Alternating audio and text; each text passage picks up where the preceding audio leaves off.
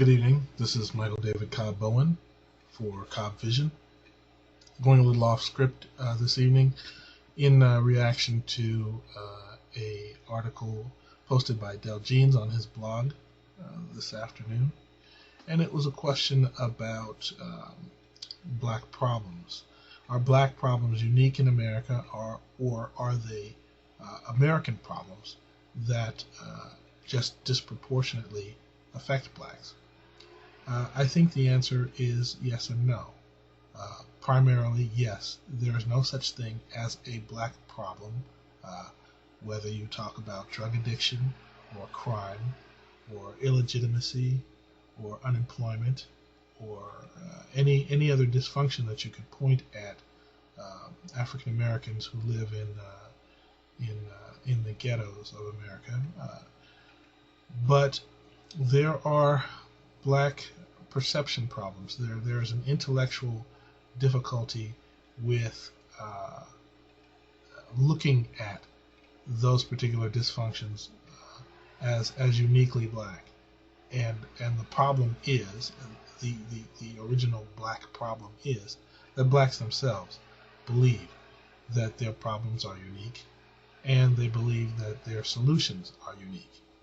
And so, because of the overproduction of the Black Power movement and Black nationalism movement, we still have a political belief and a cultural belief that the problems facing black folks are unique in history, and that the solutions must be carried out by black folks on black folks in a unique way, which uses some kind of method or technique that is unknown to the rest of the world. This is the perception problem, which is a natural consequence of an actual belief in the primacy of race as a determining factor in human destiny. That is to say,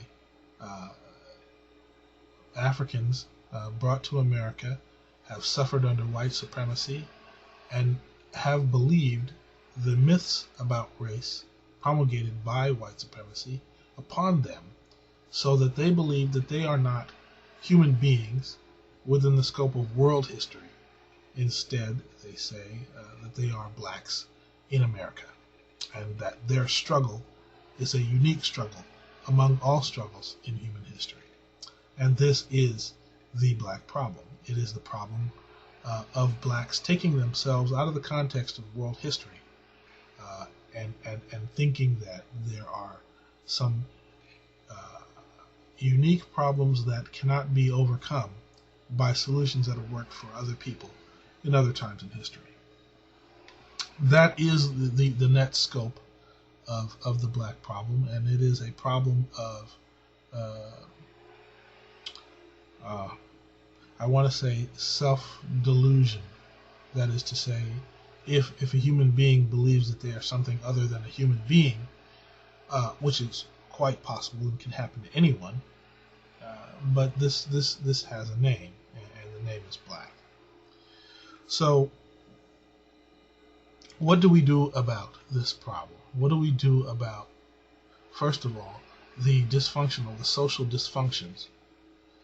And I answer those questions from a conservative perspective, also from the perspective of a nationalist.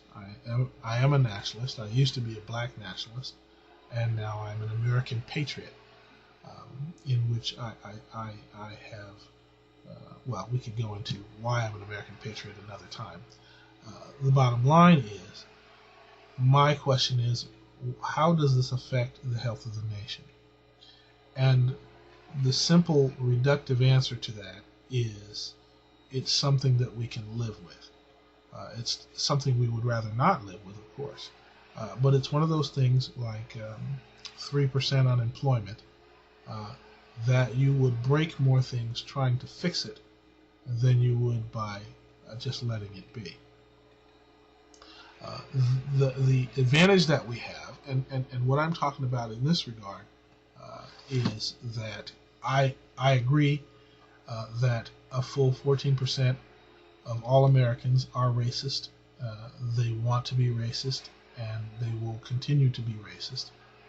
However, those 14% are a minority, and they do not have the benefit of the law on their side, nor do they have the benefit of any organization.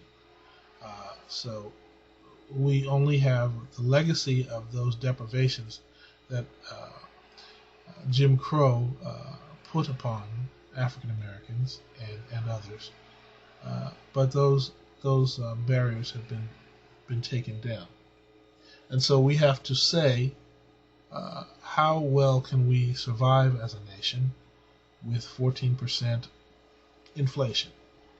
We could survive, but not for long. A lot of things would suffer. It would not be a condition you would want to have permanently, because many things will break and America will go backwards. 14% unemployment we could live with. We could survive for 50 years with 14% unemployment. It would be a bad thing, a very bad thing, and we could do better, and we should try to do something about that. How long can we survive with 14% racists? Well, we've survived as a nation for 300 years. Let's just say 300 years, because you can count back in the colonial times, and we always say 400 years. But either way, it's clear that the nation can survive with much more racism than we currently have. So then there's a question of what to do about that from a liberal or progressive or conservative side. I don't want to go into that right now, but I do want to reiterate the main point of this video blog, which is the primary problem facing African Americans today is the belief that there are unique black problems, unique outside of the scope of human history, and that there are unique black solutions that have not been tried before. And the fact of the matter is, the greatest of all African Americans have handed down a legacy which is claimed by many people, not just black folks, that the primary problem of being African in America is dehumanization. And once you recover your humanity, once you recognize that there is only God above you, and that human beings, the country does work for human beings, then you are essentially free. And this is a nation of free humans. And what should we do but be all that we can be?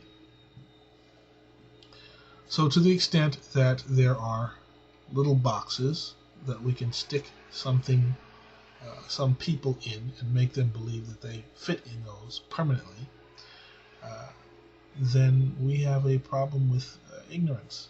That, well, it's something we can live with.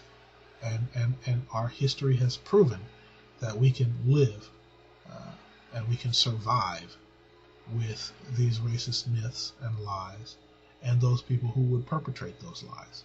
The question is, are you going to be a man or a woman enough to stand up and stand outside of that box, and in so doing recognize your commonality with all of humanity and all of human history and all of the human solutions that have worked to solve all of the human problems since day one? This is Michael David Cobb Bowen for Cobb Vision.